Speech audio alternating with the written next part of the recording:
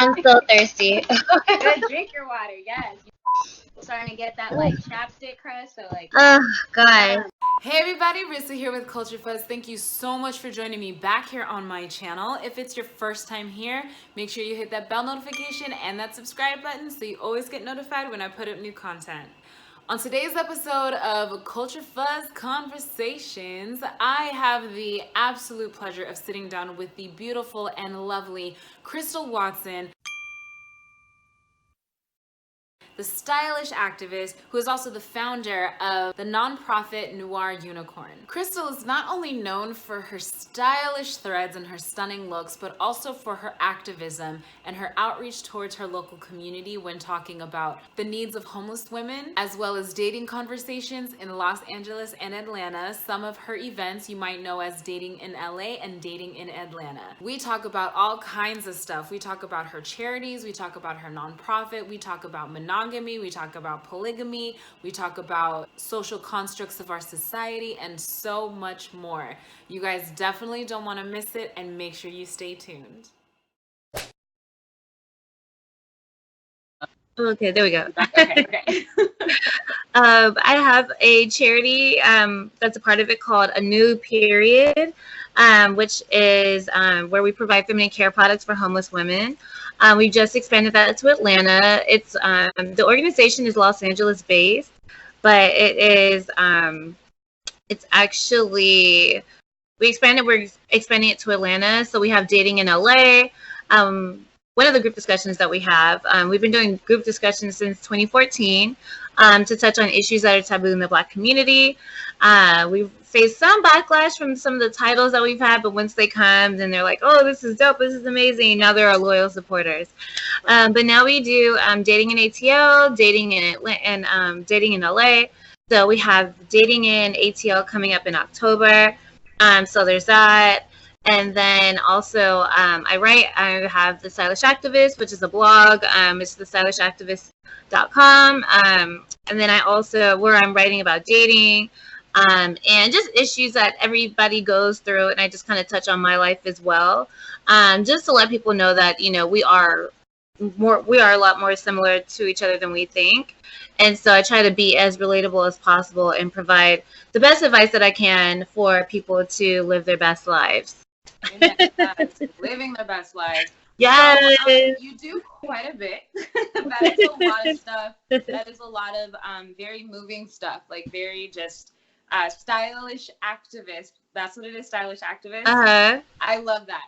That is so Thank you. So, Thank you. I'm just like, oh my goodness, the branding is amazing. Most importantly, like what these platforms represent. And I want to start off with like dating in LA. I think that's so fascinating because I've honestly been out of commission for like a while. I haven't been in the dating scene for a minute, but I like to listen and I listen to my friends' experiences and I know the, types of like stereotypes when it comes to dating. So dating in LA, how was that birthed? Like what was the inspiration behind throwing events like that? You know what? Actually, dating in LA was a part of just this small series that I put together in light of all of the injustices, social injustices that were happening against Black people. And so I had started this series called Breaking the Stereotypes. And so we just would touch on different aspects of just our everyday Black lives. Right. And so I would touch on like mass incarceration, just topics that affect us, and to try to find solutions to each of these different aspects of our lives, our daily lives, to improve that and to connect us and unite us, so that way we have that solution. So we did one on mass incarceration. We did one on where people can come up and talk about the experiences they have with police brutality. So we have one on focusing on that. And then we had another one. I can't think of what it was. But and then we also did one on we did a screening and a Q&A after with Ava DuVernay's 13th Amendment documentary. And then the last one was dating in LA. And I had no idea that it was going to be that way. Now, mind you, it was like a free or a $5 donation, you know, type of event thing or whatever. And everything was coming out of my pocket. I was just really passionate and just wanted just people to really connect. And when I tell you that we couldn't hold any of the people, I did not expect for that many people to be there. And so we just had different people come up and share their stories, and you know, they've had, you know, their encounters with dating in LA and what they think that, you know, we as Black people can do to unite when it comes to like dating, and whether romantically or platonically, you know. And so it ended up doing so well, and everybody's like, you gotta have another one. So I had another one, and then it just kind of started from there. And yeah, now we expanded to Atlanta. Yeah, like that's you created a movement. Like it's definitely a subject that yes, I have questions. I have many questions. Yeah. You're saying. So what I'm absolutely in love with both of these conversations in the safe spaces, like the mass incarceration and that right there is such a profound and important conversation, and to hear other people's experiences, because that's traumatic as shit. Like that, I can only imagine. So people having to deal with that and then like integrate back into society and just kind of like find themselves. Can we first talk about that and what that was like and how that helped other people, or what was that effect like? The effect of doing the event on mass incarceration? Yeah. Like, what okay, well, doing that event, how did people receive that? Yeah. Oh, well, I mean, I think that everybody pretty much received it. I mean, everybody, I think it was received very well, because it was something that not a lot of people, not even now, not too many people are really talking about it, or doing events where they're discussing mass incarceration. And if they are, it's kind of like they're just kind of being told on it, or people just kind of shy away from those type of topics because they want something that's more interesting and fun and light. And we need to really understand, you know, what's going on. In order to understand what's going on with us today and try to figure out a solution, we need to know our history and where, you know, mass incarceration stems from, you know, which was, you know, post-slavery, you know. And so and where, you know, policing came from and all that. And so doing that screening and having that Q&A and the documentary, it definitely had a huge effect on everyone. And I'm just glad that a lot of people, and surprisingly, it was an amazing turnout. It was such an amazing turnout. Beautiful. I don't know if it was the documentary or if it was the free mimosas we had, but it was an amazing turnout. Right. It was an amazing turnout, but I think it just made people more aware of that the law is not on our side. The judicial system is not on our side, and why it's so important for us as a community to band together and to, you know, stop being blissfully ignorant and to know our rights. After the screening and at the end of the event, we set up links on my website that where everybody can go right then and there, and to our noirunicorn.org website. And we had a calendar for the Los Angeles town hall meetings and the days that, you know, that they're open to the public, where you can go attend them. And then also knowing, we had another link to find out who we need to write to, who we need to contact in order to, you know, get things done, as far as like from potholes to, you know, trying to, you know, who do we need to go behind to get certain laws passed. And then also there was another link to, I can't remember what her name was. I believe it was Shelby, the woman who shot the unarmed pastor, I believe, when he was looking for help, and she went and killed him. And so we had a link there to sign the petition to get her prosecuted. Yeah, we had a few good links for people to, and then we also had another link to knowing your rights. Right. And so your constitutional rights, and then we were also passing out flyers too. So it was a list of knowing your constitutional rights, and then we had another flyer for people to know a list of things of what to do and what not to do when being stopped by police to know your rights. and knowing that, you have to, give consent for them to, to search you and your property and whatnot. So, yeah, so it was very informative, but it was also engaging. So that was super important, and I think everybody took a lot from that event. It's like you were empowering them with information, because that is how we gain our power back. It's like, exactly, you need to know what's up, you need to know what you're encountering. And I feel that the ignorance is being preyed upon, like the fact that a lot of us don't know our rights. It's easy to take advantage of us. So that's amazing that you do that, and that you're empowering, the community with like, hey, we need to help each other. This is a conversation we need to have, and this is what I'm giving to you guys. So like, dude, kudos to you. Like, that's awesome. What inspired you to do something like that? Well, I think I've always been passionate about just about making a change, and not just making a change just to say that I'm making a change.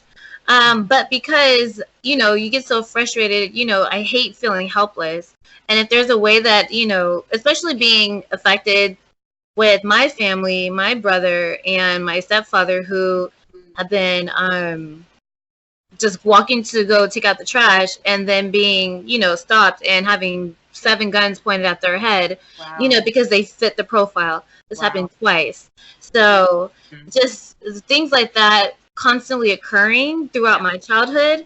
And just seeing how they treated my friends, treated my boyfriends, treated, even me and myself, and just being traumatized from that. And then seeing how all of these people are constantly getting, we started before, I think, the police brutalities started being, I guess, more publicized. And so, and just, really blasted in the media. And, but we started doing more of those type of events once all those things started getting publicized, and how people were just feeling helpless. And, it's very traumatic constantly being bombarded by this type of information. And these videos, oh my gosh, like seeing the videos, man, seeing the videos, you know what I mean? That's traumatic, constantly seeing people being shot down by people who look like me, who look like you, who look like our brothers and our sisters and our moms and our uncles and our dads, and praying that, we'll be able to see them again. They're going to come home. So just everybody being traumatized by that, I really felt like we needed an outlet. And that's why I created the Breaking the Stereotype series, because the reason why, everybody is constantly, police and white people, and why they're constantly, in fear of us, is because of the stereotypes that are being perpetuated in the media. And so they start to feel like, that they start to feel for their lives, and we're fearing our life. We want to just go on about our day. You know what I mean? The only thing we want for them is we want these same opportunities. Other than that, we love our skin tone. We love our hair. We love everything about us. You know what I mean? We just want your opportunities. We don't want to be you. You know what I mean? And so, okay. I gotta know.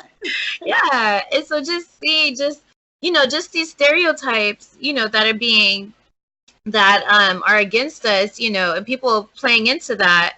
And, it's just, I just realized, like, it's time to, to break those stereotypes of us being ignorant, of us being, people fearing us, and that we're all of these bad, negative things. And, we're going to start breaking these stereotypes one event at a time, And so each event had a total a process to it, you know what I mean? And so to get to the root of the issue, and then to create a solution together. And that's what a Noir Unicorn, that's what we stand for. Everything that we do, all of our events, everything has, getting to the root of the issue, and then creating a solution together. So that's how that whole thing started. And that's what inspired me to start Breaking the Stereotype series.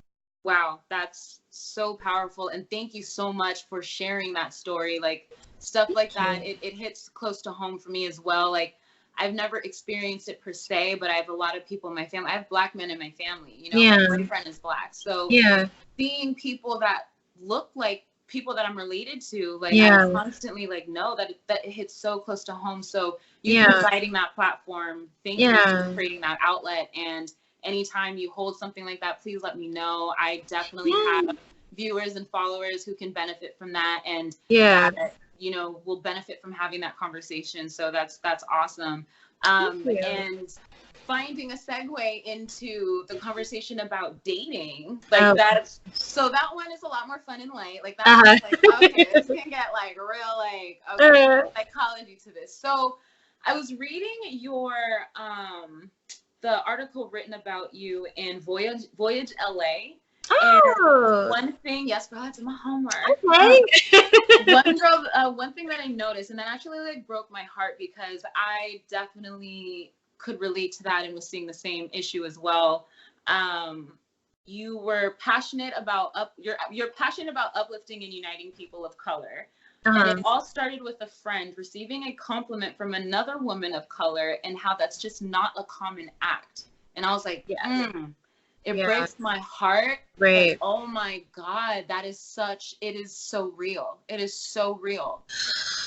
It is really sad. Yeah. It is really sad. So that ignited you to be like, well, we need to talk about this. Like, why is that uncommon? Why can't I just go to another queen and just be like, yo, you are popping, I love your hair? Because I'm doing the same thing. I'm trying to give out a lot more compliments, especially genuinely, instead of just being like, oh, she's cute and keeping it in my head. I'll be like, you are radiant, you are glowing, you look amazing. Because I'm realizing we need to practice that. We need to give that extension to our fellow sisters, especially in this time of trauma, in this time of, the veil is being lifted and people are becoming a lot more aware. And because of that, we're being aware of traumas we didn't even know we had.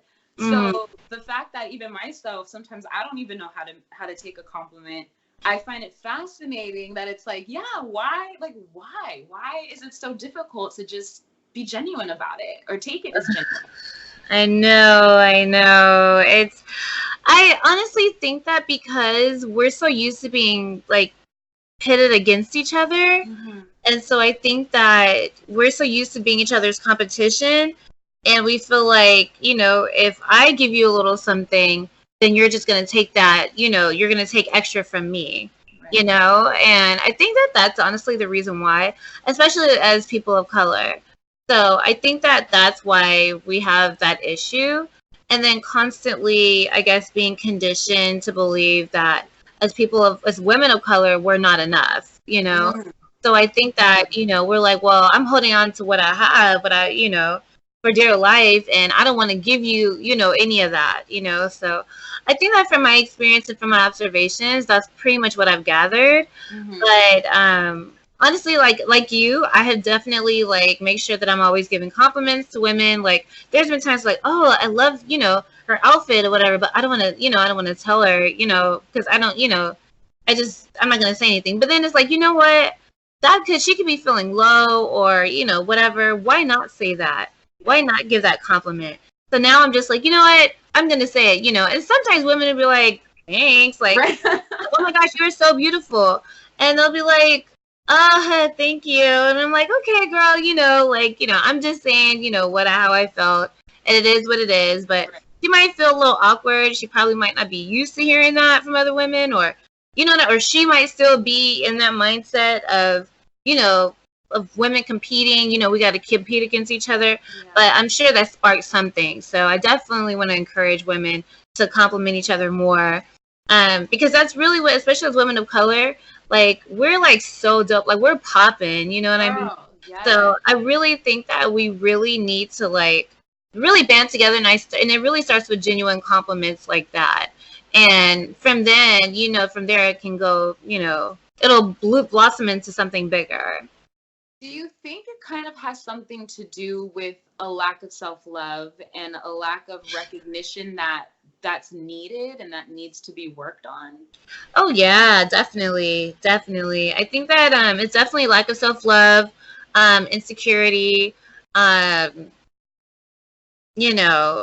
possibly being hurt. I've had people tell me that I've had women say, I was hurt by, my boyfriend cheated on me with the light-skinned girl. No, I don't like light-skinned girls, and, or whatever. You know what I mean? Just stuff like that. So it could also come from a girl, resembling someone that, boyfriend hurt you with or cheated on you with or something like that. And that's surprisingly very common. It doesn't matter what skin tone you are. if you know you look like some girl that your boyfriend cheated on or ex-boyfriend cheated on you with, then you're gonna just have this this stigma, right. I can relate to that. It's just like, no, you know what I mean. I had to get out of that. You know, we've all experienced that. But even then, I just feel like, you know what, that's stupid. Like, you know, I'm gonna get out of that. So yeah, I can definitely relate to that. I definitely fell out of love with myself, and it put me in a place where I wasn't able to see the beauty in other people. And because I was projecting, you know, if I saw something that I didn't like in another person, it made me like not like that person. And, you know, I just want to let a lot of people know out there that it's real. Like the lack of self-love or not knowing or not doing the work, like it can definitely put you in a dark place. But I recognized it, and I was like, you know what? I'm responsible for my happiness. I'm responsible. Like no one else. Like I did the whole, like, I'm going to move in with someone and then I'm going to put the responsibility of my happiness on that person. Oh. And then it just like blew up in my face. And I was like, oh, that's like, oh, okay. But I'm always grateful for every situation. I'm always grateful for every reference point. And it held up a big fat mirror to my face where I was like, yo, like, I'm a dope person. I have a lot to offer. Yeah. And starting with that seed, I'm going to learn to invest in myself and turn into a person that I'm going to fall in love with. Because if I'm being honest, I'll be like, Riz, are you someone that you would want to marry right now? Like, honestly. And I was like, honestly, fuck no. I wouldn't touch me with a 10-foot pole. I'm a mess. Like, honestly, no. Like, I would have these accountability conversations. And it was really, really hard to have because I had to be 1000% honest with myself and truthful if I was going to change or start making that change. And a lot of it, you know, had a lot to do with me not liking who I was. I didn't like my curls. I didn't understand why, you know, I was darker than a lot of the girls growing up. I grew up in Burbank. Like, there were not a lot of people. Oh, yeah. You know, like, it was like, you know. I grew up in Northridge, so I get it. Girl, so, and I grew up in a household where basically I grew up Mexican. Like, I'm half Mexican, and I feel that I grew up Mexican. I was not exposed to my African-American culture until I went to go seek it out. And it's very interesting. There's actually like an entire community of us. One of my friends I went to high school with, Walter Thompson, he actually writes for the New York Times now. Like, what's up, Walter? He did a article talking about growing up Afro-Latino in Los Angeles. And so it was a bunch of us, Latino Africans. We sat together and we told our stories. And there's a lot of stories about if you're Mexican and Black, sometimes the household is so old school, you're not allowed to recognize your Black heritage. Or you're not allowed to, you know, claim that you're this. I don't want you to ask about this. You know, you're Mexican. This is what it is. So, and with me, because I think my dad dealt with so much trauma, I feel it was his way of protecting us, just to not make us aware of that situation, but also not realizing at the same time, like, I was lost because I'm like, I don't know who I am. Like, I don't know what I'm about. I don't know why I have this texture hair. How come I don't look like my cousins? Like, like, you know? Yeah. And then finally, and that was going to private school, and I didn't have a lot of like references and a lot of people that looked like me. And then I went to Venice High. There was me running around everywhere, and I was like, what is going on? So from there is when I began to recognize the beauty of myself, but also the difficulties of me being myself within certain communities. I was like, okay, so there's politics within the politics. Oh my God, this gets like really deep. So understanding that, learning how to love myself, seeing the beauty in myself, and then finally getting to this point where I've done the work enough to be like, I'm just like, damn, you know what? I'm a grown bitch. I've been a lot. I've experienced a lot. I have a lot to offer. But recognizing what that was like and wanting to show other women, like, hey, it starts from like in here. It starts from inside. And once you fall in love with yourself, you see the beauty in other people effortlessly. Like, it's just like, yo, you know? Yeah, exactly. Yes, always. That's literally like how it starts. I completely understand. Like, oh my gosh. Yeah. It's definitely, I feel like definitely like similar, like growing up in Northridge, but it's such a like a huge melting pot out there. So it's like I grew up in a predominantly like Persian Armenian neighborhood, schools, everything my whole life. Everything was Persian Armenian with a sprinkle of Jewish, and then I think I was normally be like it would be like maybe one other black friend, in the neighborhood, one or two or something like that, and that was pretty much it. But I was used to being like one of the only black kids, like in my class or something like that, or there's maybe like one other one. And so, but I was like, I probably didn't really think about it too much. I never really like thought about it too much. My father is from Compton, and so I would have to go to my grandparents' house like all the time. And they're, out in Compton, Linwood, and my family's in South Central. And so always going there, I actually was afraid of black people. Girl, okay, I'm so glad. Okay, this is real.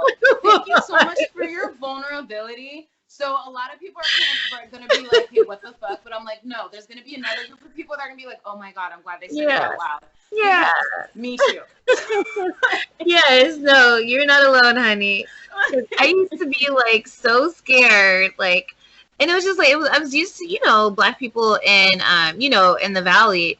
We're pretty much all kind of the same, like just as far as like our temperament, just our personalities are similar. We're all very chill. We're all very relaxed. And, we're all pretty much kind of on the same wavelength in the Valley, no matter what race you are, what your background is.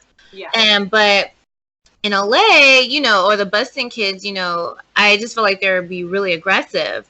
And so I just would be so terrified to talk to them. They were always kind of so loud. And my granny was involved in a lot of the stuff, like a lot of like social work and like community stuff in Compton. She was heavily involved in the community there. And so just always constantly being around the kids and stuff like that and trying to like adjust to it. I would literally get anxiety. Like I didn't recognize it then. But I realize now I was literally on the brink of like an anxiety attack going to like, the Sunday school at my granny's church in Compton, and the kids are just and I'm just like, oh my gosh, like, so just say to that, you know what I mean? But I still had that exposure, and then they would tease me and call me white girl and stuff like that. But girl, same. Like, yeah, I totally get it. Like I had the public school education, like I speak a certain way. It's stereotyped. It's labeled as like, oh, you speak white, and I'm just like, dude, like, would you say that's Martin Luther King? Would you say that's Rosa Parks? Like, I don't. Yeah. Like, what? Like, that's crazy. But my first experience, because I grew up in Burbank, so I grew up in the Valley as well, and I was not aware of race. Like, that was just, I had the same experience. Like, that was just not. We were aware of culture, but race was never like an awareness until I went to public school at Venice High. But when my grandmother lived in Culver City, so we would always go to like the Fox Hills Mall, or like my cousin went to like Culver City High. So whenever I was around that culture, that different type of culture, I would get anxiety as well. I'm like, I don't know, everybody's loud, like it's a lot. Like this is not what I'm used to. So I can totally relate to that. But then learning like, dang, we got a whole culture and like a whole flavor, and I'm like totally missing out on this. Like, wait a second. But it was that transition that I was like, oh, okay. Yeah. Totally, for sure. Yeah. But I'm grateful for the experience of both sides. Yes, me too. Yes, honey. I understand. Trust me. I'm grateful too. Okay. Oh my goodness. Yes. So for dating in LA, like, so you were saying that it kind of just blew up and like turned into this movement. What is a lot of the feedback that people have been giving you about something like this? Like, why do you think it's such a big conversation? Well, I think that because, so I feel like a lot of people, when they decide to do these type of events, because at the time I didn't know anyone that was doing the events. They would mostly have like, oh, a woman audience with a male panel or something like that. Or I didn't even really hear too much even about that, but that's normally what it was. And then, but they never really gave people a chance to really say anything in the audience, or they're being talked at. And I think that with us, we're giving people a chance to voice their frustrations and stuff like that. So I think that people really enjoyed that. They felt like they got what they wanted off their chest. But they also learned from our panelists who are like experts and, you know, coaches and therapists, and they learned so much from our panel. And so they really gained a lot. And especially, surprisingly, the men are the main ones that are like, I'm coming back. This is amazing. Really? Oh my gosh. Yeah. The men are at our event, our last Dating in ATL event. We had way more men than women. Wow. Way more men than women. It was. What do you think that is? I don't think that's crazy. Honestly, I feel like it's different. Like, we pretty much get like, you know, it kind of fluctuates a little bit. We pretty much kind of get like somewhat of like almost an even ratio out here in LA. But I think that in Atlanta, they're a little bit more family oriented, and the men, you know, they really do want to get married, and they want to date, you know, but they want to date the right way. So no matter what, I think that no matter what, the men just want to be heard and want for women to understand them, and to just to, you know, I guess gain information. And then especially, like, we don't bash. We make sure that we don't do bashing or anything like that. There's no bashing, period. And number one is that we respect each other, and they really enjoy that. That they're able to say, men will say, it has been, you know, both sides, women and men will say some crazy stuff, but men will say something that will completely blow your mind. And they're constantly saying things that blow our minds because they don't really like to express themselves, or they do, but they feel like they don't really have the opportunities to express themselves. So because we like just our style and our flow of all of our dating in LA and dating in ATL events, we create this comfortable, like, open atmosphere for everyone to voice their opinions. And, you know, just really express themselves and what they want others to hear. And knowing that they can say these things without getting judged, without being bashed or anything like that. And they notice, like, oh, hey, this one guy said this, and, you know, everybody's kind of like, huh, okay, that's one way to look at it. And they see that, they're like, oh, wait, no one's jumping on them, no women, or, you know, even some of the women are even kind of like, okay, well, I see where you're coming from, thank you for sharing that and stuff like that. And, you know, other men see that, and it makes them want to open up more and share even more about their experiences. So I think that's probably why we get so many men at our events, you know, whereas a lot of people that do these dating events, they come to me and they're like, hey, what are you doing to get these men there? You know, like, you can't hardly get that. It's mostly women, you know, so that's pretty much how we've been doing it. Yeah, that's fascinating because I'm sorry, like, I think of men, I don't think of vulnerability, like, I don't associate the two. And I know that the stigma with raising our men is you're not supposed to be vulnerable, you're not supposed to feel anything, you know, like, feelings are for women, just shove it down. And because of that, it builds up such a toxicity. So to hear that these men are opening up that way, I'm just like, really? Like, that's so fascinating. It's amazing. It's really amazing once you create, like, that atmosphere for them to, and letting them know that they can, like, express themselves without being judged, without being bashed. All men want to express themselves, but they just are scared of being bashed, and they just don't want to deal with it. Right. You know, so that's pretty much why they're able to. Because we also have our dating in ATL with myself and my co-host Michael Andrew, and he's my co-host out there in Atlanta, and then out here in Los Angeles, my co-host is Brandon Zakara, and they're both of them super amazing, and they're just super outspoken guys. And I have dating in ATL, our IG live series that we're setting back up, but we would normally have them every second Tuesday of the month, and it's been like, he's so amazing. Michael Andrew's amazing. And he just completely, represents the men to the fullest and says all of these things that, you know, he completely understands women, but he's speaking on behalf of the men, and the men can completely relate to what he's saying. And I think that having that balance between me and him, you know, is just, the men really enjoy it. So they're just like, they see that, and him being vulnerable, but still representing like that strong masculinity, that healthy masculinity. Yeah, that alpha. That healthy masculinity. Okay, they see that, and so they can relate to that, and that's how I think what men love about that. So that's so important. And I was talking to one of my really good friends. He's like from the East Coast, super alpha, but he's like a gummy bear on the inside. Aww. And he was talking to me, and he's like, you know what, sis? Like, there's all of these platforms for you women where you can talk about your feelings and you have the safe space. And, because he would call me to open up and talk about that stuff. And I'm just like, I'm just happy you're here. I'm just happy that you're feeling things and we're talking about this. But at the end of the day, I'm not a man, and I can't, there's a certain limit to what it is I can offer. And I was just saying, like, there needs to be more platforms for men, who feel that they are like, that they relate to that alpha and that like that healthy man, someone to relate to be like, it's okay to feel, it's okay to open up, like mental health is real, like absolutely. So that's awesome that you guys have that to create that safe space for them to open up. Thank you. Yeah. Thank you.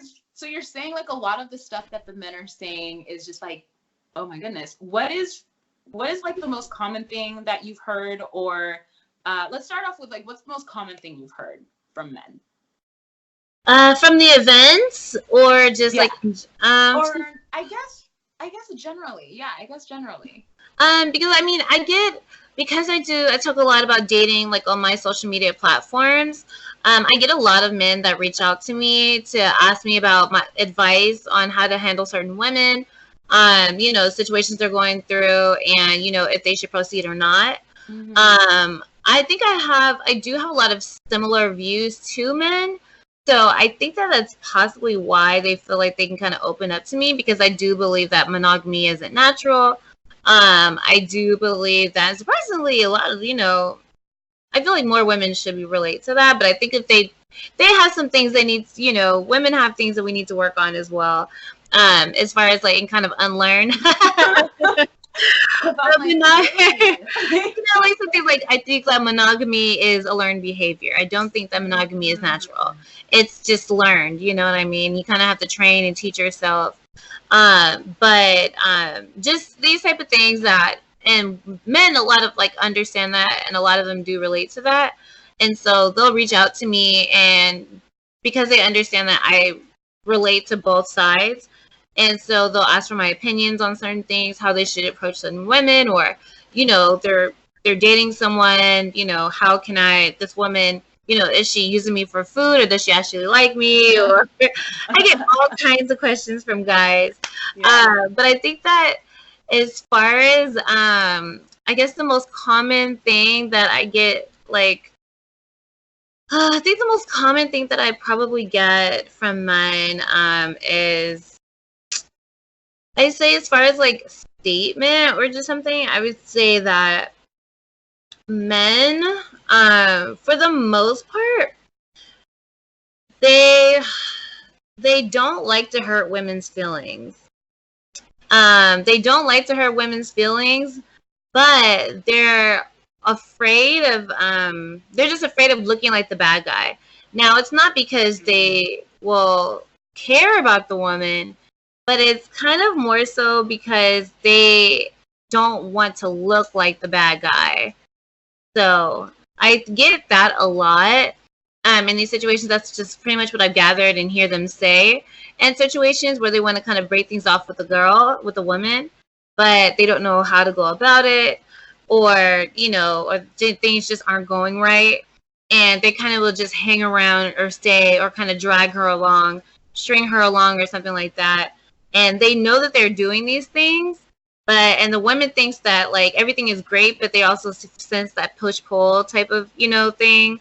But men, they're not really getting it. They're not really taking the hints. And men will give you hints, but only because they don't want to hurt your feelings, but they're really not like really messing with you. And men always some of this all the time, like, oh, if I want this girl, I'm gonna get her. Like, it's not negotiable. Like, if they see that, if you are something that they want, if you are someone that they want, they're going it, and they're going in after you, and they're keeping you.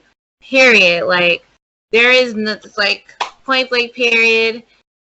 nothing else needs to be said. They're coming to get you, and nobody else is getting you, period. You know, they're not even going to leave that door open, you know, for some other guy can come through, because men are very territorial. So that is something that I get a lot from men. I hear it at our events. You know, men make it clear as day. So that's why if they're watching, man wants you, you're going to know. If you're confused. I can attest to that. I can attest to that. I'm going to be on Crystal's side with that, because I've experienced it firsthand. I've been the chaser, and then I've been the one chase, and I said, oh, I've never been the chaser. And, Exactly.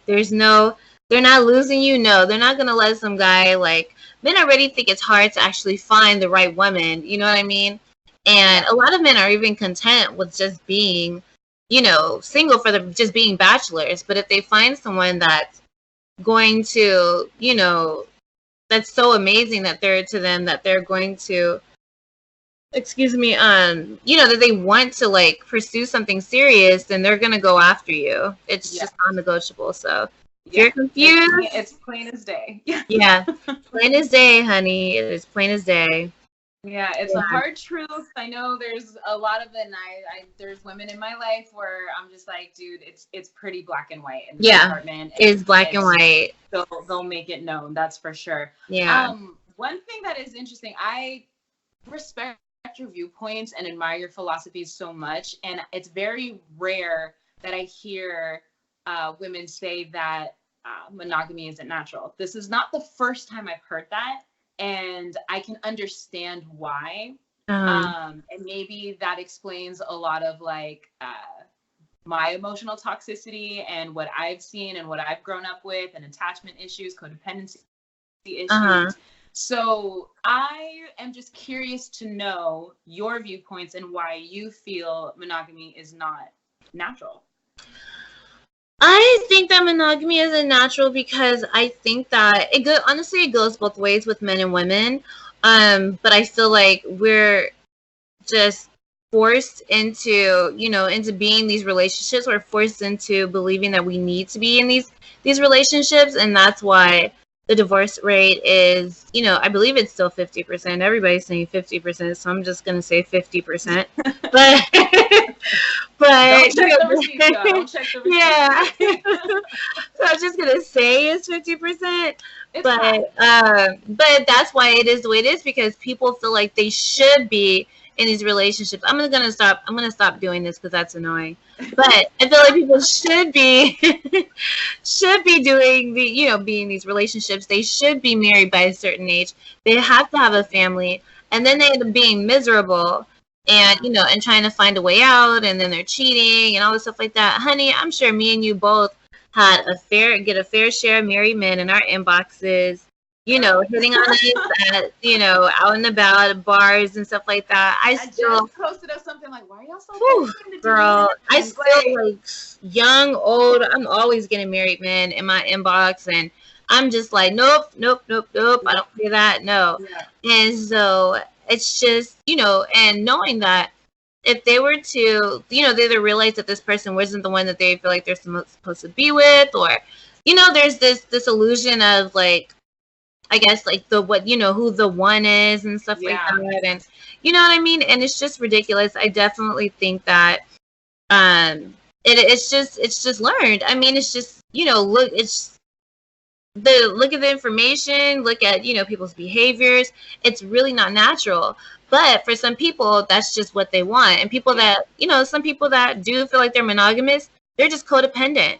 Or, you know, they have, they're insecure, or they're too lazy to go out and find someone, and they want to just settle, and they want to just be content, and you know what I mean? And I think that, you know, to show your life with someone is such a special thing, and I feel like you owe it to yourself to, you know, to wait and see if there is someone that you want to be monogamous with, or if you feel like you're not a monogamous person, period, then you need to go and, you know, be in open relationships, or you need to go think of, like, polyamory, or, you know, if you got a lot of money and you can support polygamy, you know what I mean? And, you know, that goes for women if you want multiple husbands too, you know, but you have to just do what's right for you, you know what I mean? And I think that's why I think that monogamy is a learned behavior, And because you really have to train yourself and coach yourself and be around, couples. That's why when your friends get married and, you don't really see them too much, you know what I mean?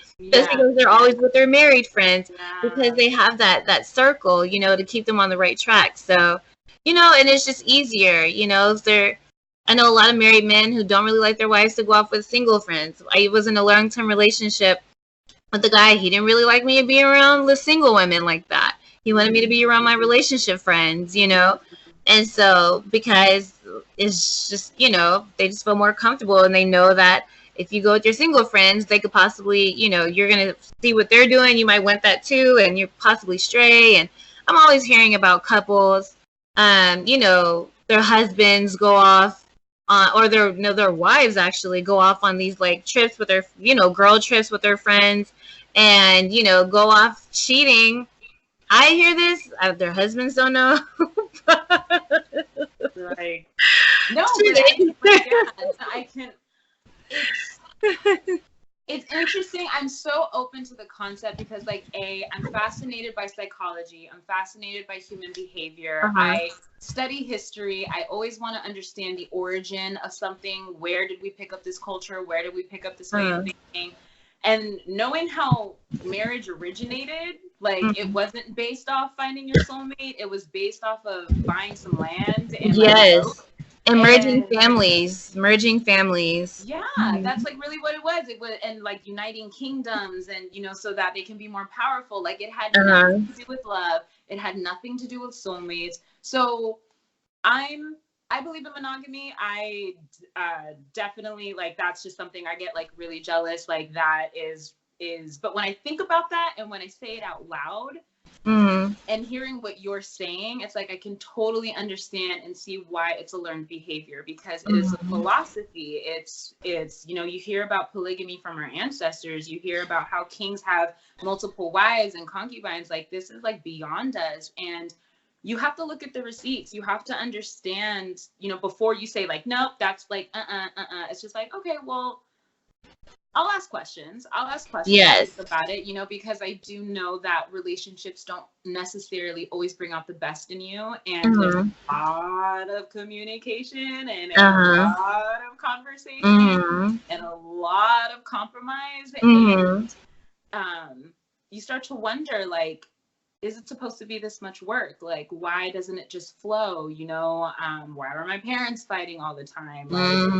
Like why? Like, it's just, it can get really, really toxic. So, thank you for sharing that viewpoint. And I can definitely understand. And I know that's going to be hard for a lot of people to hear because they're very deep. Girl. They're like box.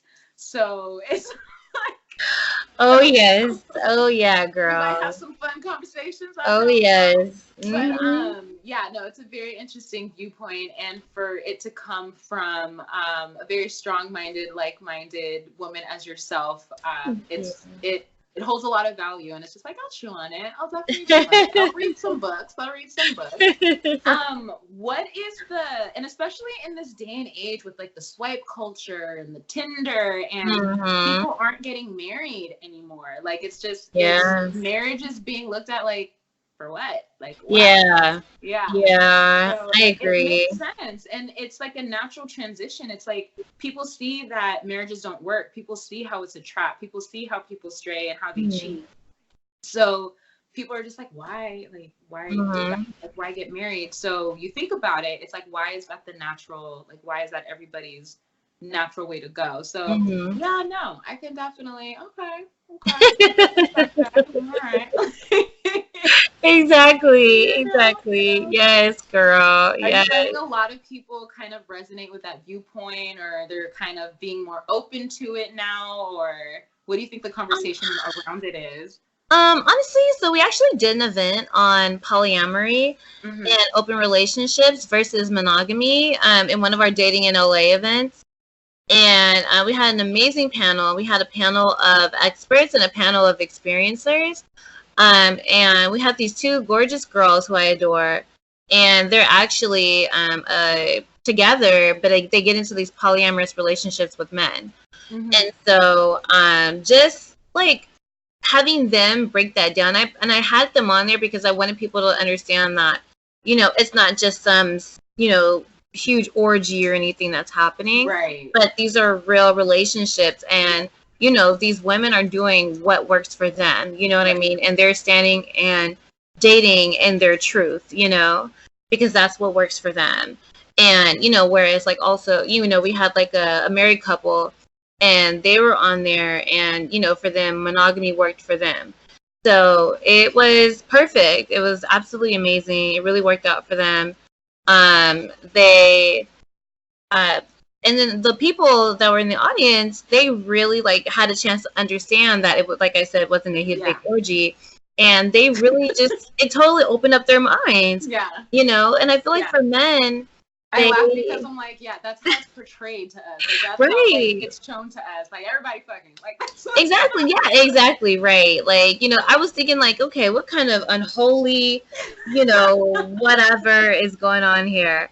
But no, it's totally like, I think that if a lot of men were to open their minds and not be forced by society to conform to, society standards of the ideal, American dream, with the in regards to like relationships, if they were to just stop thinking, if they were to expand their minds and broaden their horizons, then maybe they would stop getting into the, forcing themselves into these relationships that they don't need to be in, or, these monogamous relationships, and just be bachelors, or just be, have, get into like a polyamorous relationship or something like that. But the whole purpose of this entire thing is for the foundation, behind, the foundation of all of this is so that people can stop hurting each other. Yeah. And be honest with themselves, be honest with each other, and let respect and truth, be your foundation. And that's what we want to preach to other people, that, whatever you are, if you're into monogamy, open relationships, whatever, just be truthful about it. You know what I mean? Don't try to hide it or trick people into being into these relationships and only to hurt them. And you know what I mean? Because you're always going to pay for that. Always. You're always going to pay for that. So like, back to that powerful ass conversation about the idea is for us to stop hurting each other. And I think that's so damn powerful and such a profound point, because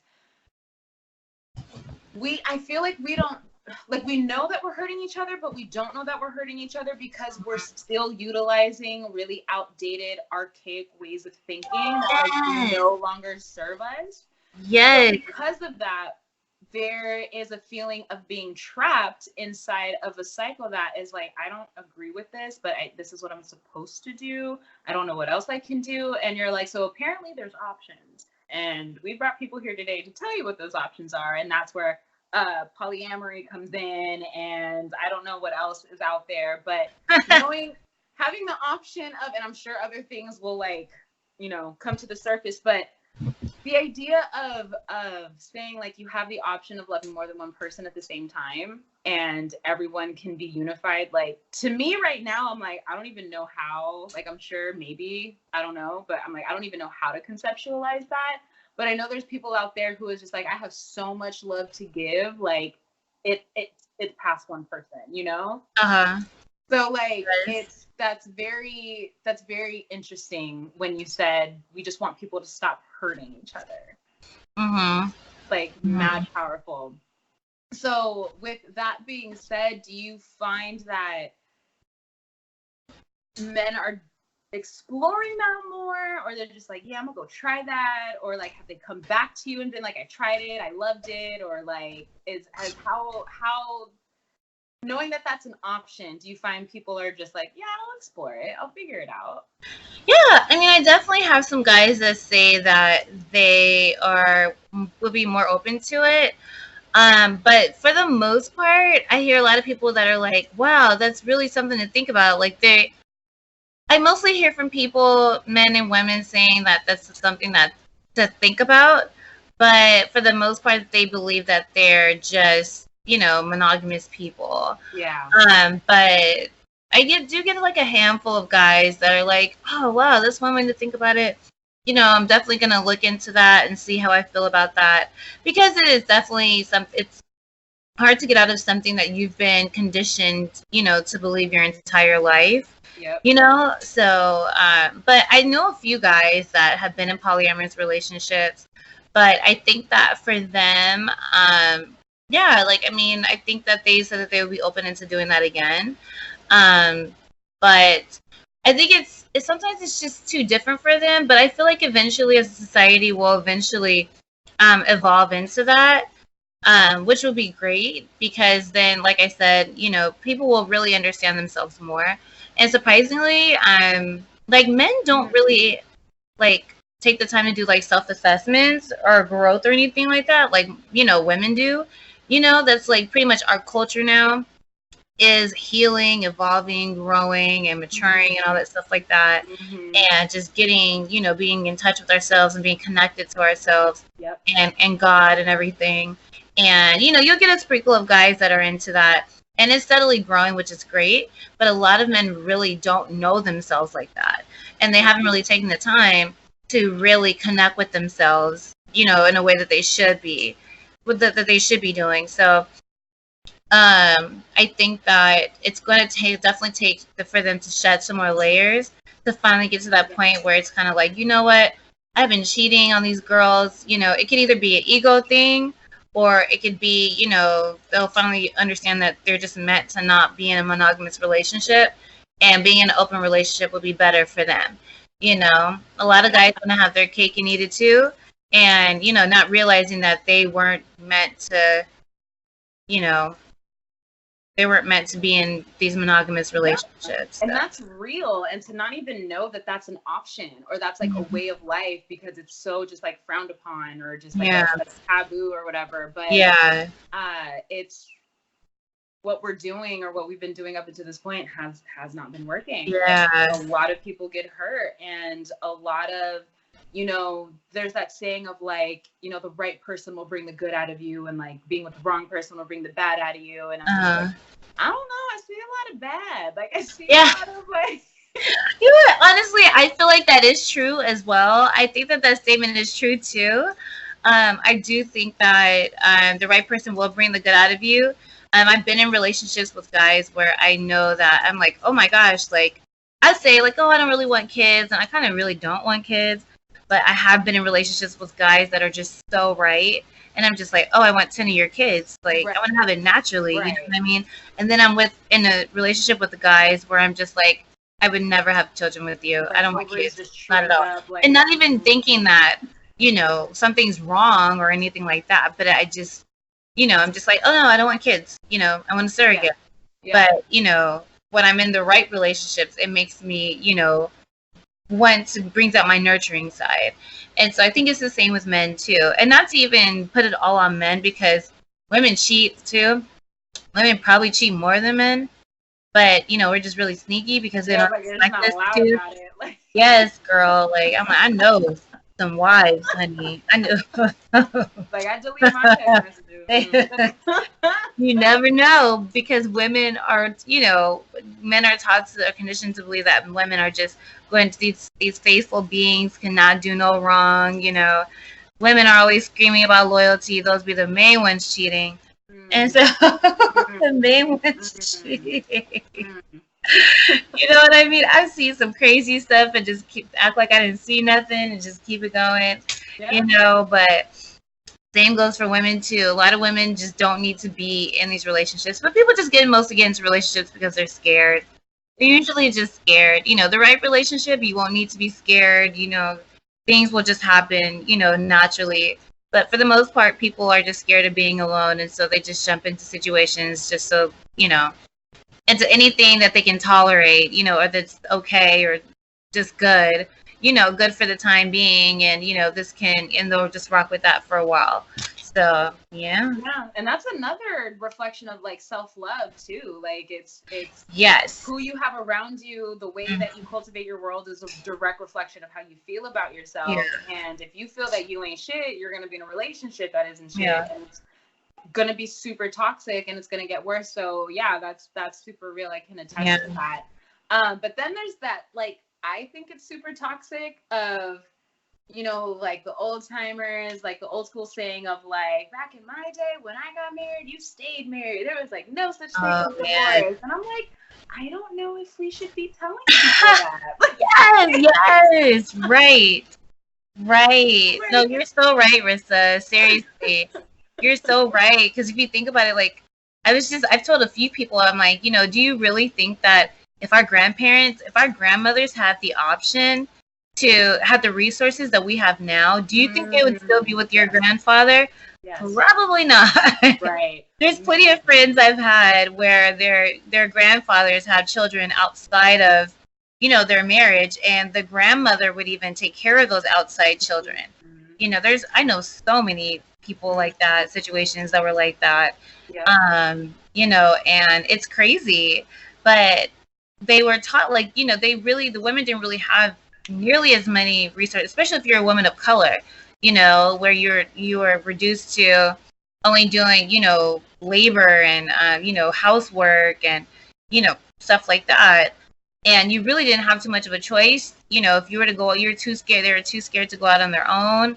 You know what I mean? So if they had the resources that we have now, they'd be gone. They'd be out living their best life. You know what I mean? So right. So that's why, like, yeah, they didn't have a choice. They had to stay married. That was like, yeah, you know, or they were too scared, you know. No, this is very true, and you have to think about the times also and the opportunities that women did not have. Exactly. Like, there was not equality in the workplace. If you could even get a job, if you could even be taken seriously, there was no opportunity for women to be independent. So there was a really, really, so it makes sense that the philosophy of like, no, you find a good man that takes care of you, you keep him, why that was so deeply ingrained. But now that we fought for women equality, we fought for these opportunities, and now we have them. We literally have like melanin goddesses all over the world right now from their phones. Yes. And it's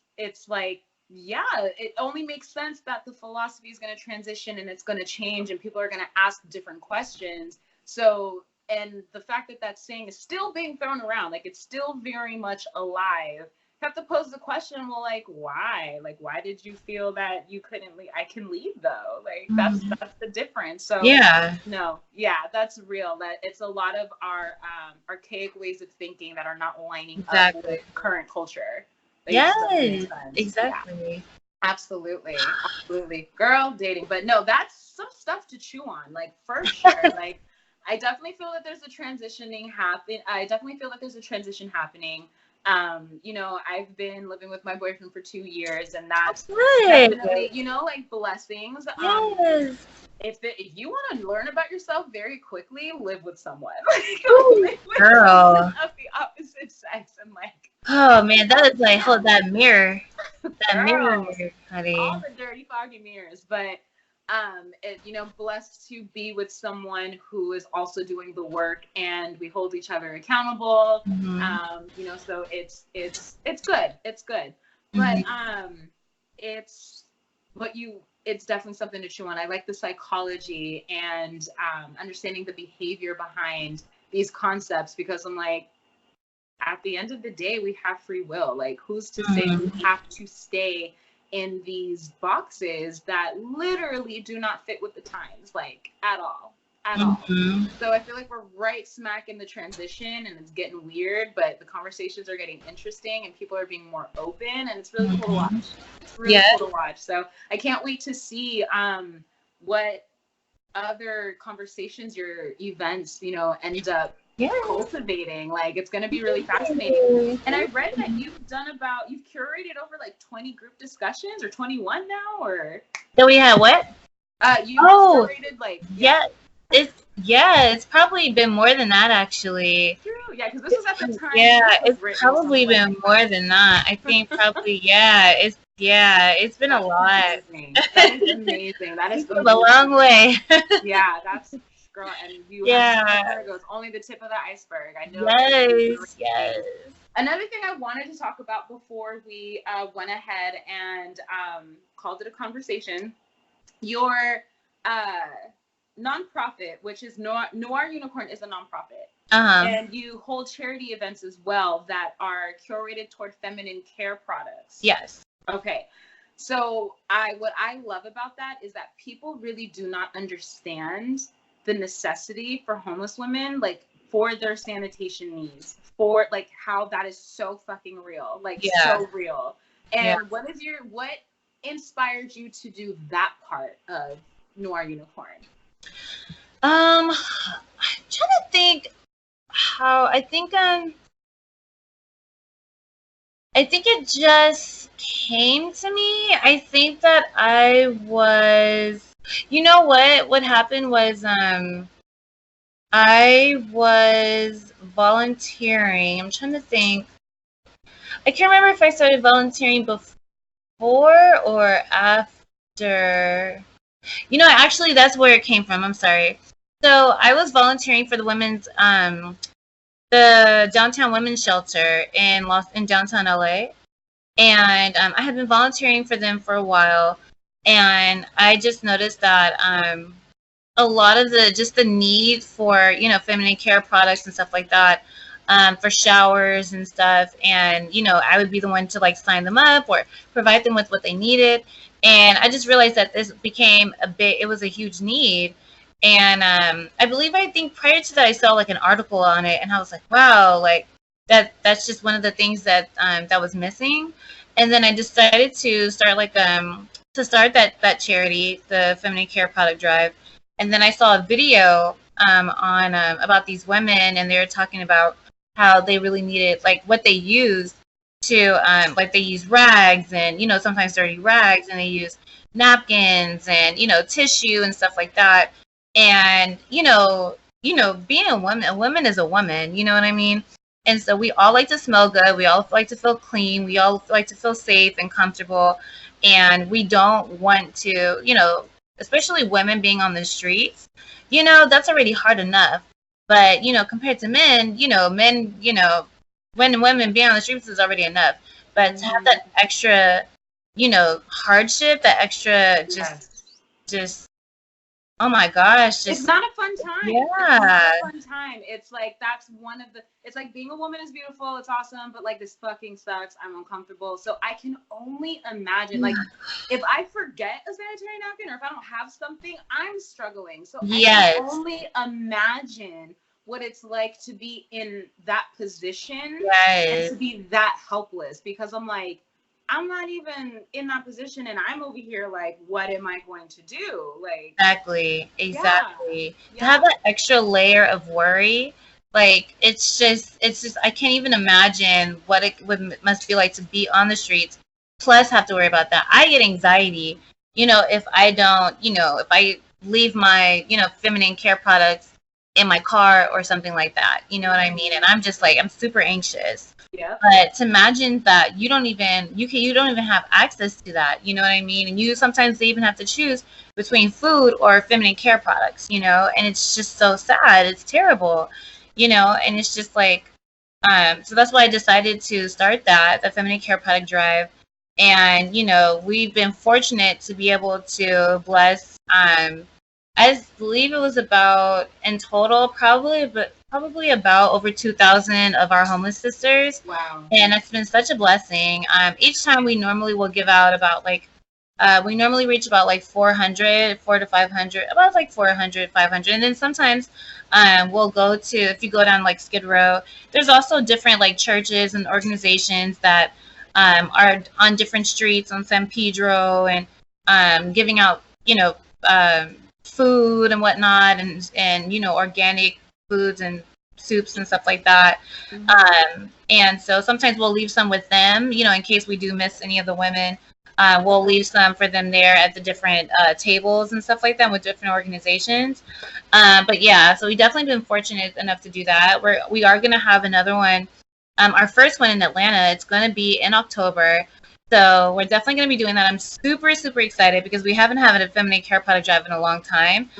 Just because I wanted to kind of take a break and just kind of get some things figured out with the organization first before we move forward.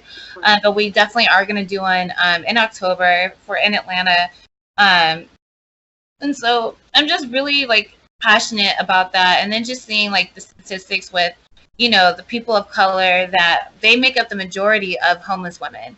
And it's just so sad. And, we can really relate to them on that level. A lot of times people will kind of disassociate themselves with homeless people, not understanding that, you lose your job, That's true. Yeah. What are you going to do? You know what I mean?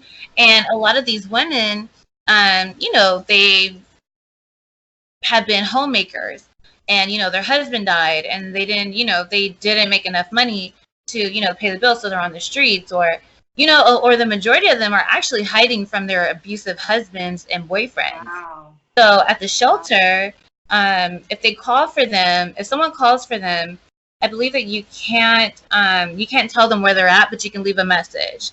But you can't just say like, oh, hold on, you know what I mean? Yeah. And so there's all kinds of methods and stuff like that, and safety methods that a lot of these shelters implement to protect these women, because they will even tell you themselves, majority of the women on the streets are running and hiding from their abusers. So yeah, and so that's why it's just important for us to, just to be an ally to these women. Yeah. And it starts by, providing them with feminine care products.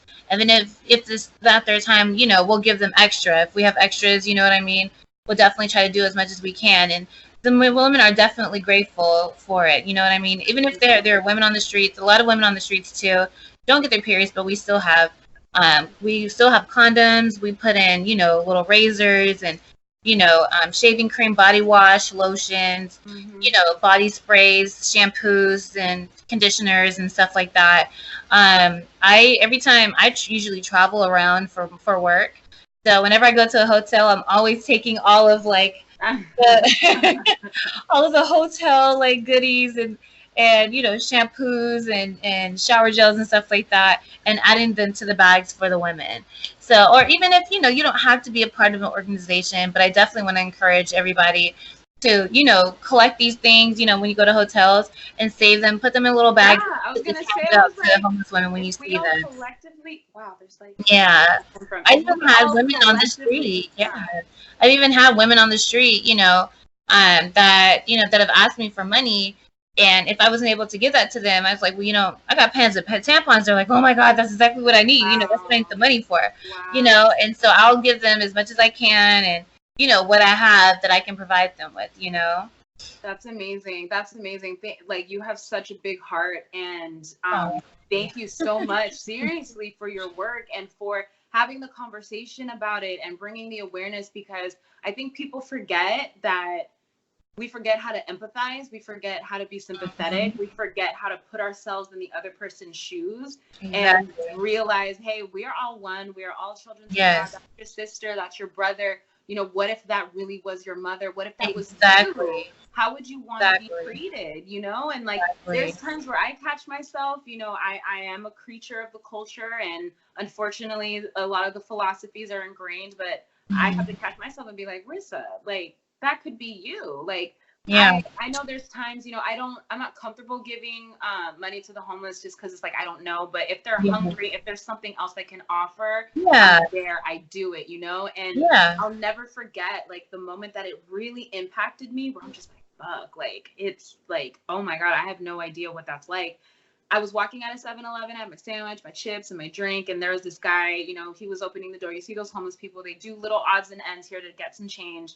And he was opening the door, and I just see him eyeing my sandwich he's never seen a sandwich before. And I'm just like, are you hungry? And he's just nods vigorously. I was like, here, take my sandwich. And he just grabs it. I was like, take all of my food. Yeah. And he goes to the corner and is going to town, and it ripped me apart. Wow. I'm like, yo, I can just go buy another lunch in there. That's so now every single time, if I have the money, if I'm able to do it, and if I see someone is in need, I'd be like, look, I can't give you money, but I can feed you. I can get you a snack. I can get you some water. I can give you bus fare. I can get you on the bus. You need gas, pull up to the station. I'll fill your tank up. In ways that I want to do. And realizing and seeing that, just oh my God, I don't know what it's like to be that hungry. I don't know what it's like to go 4 days without food and not knowing when you're going to get your meal. So I want to be that person that gave them that relief, until they can get to their next thing. So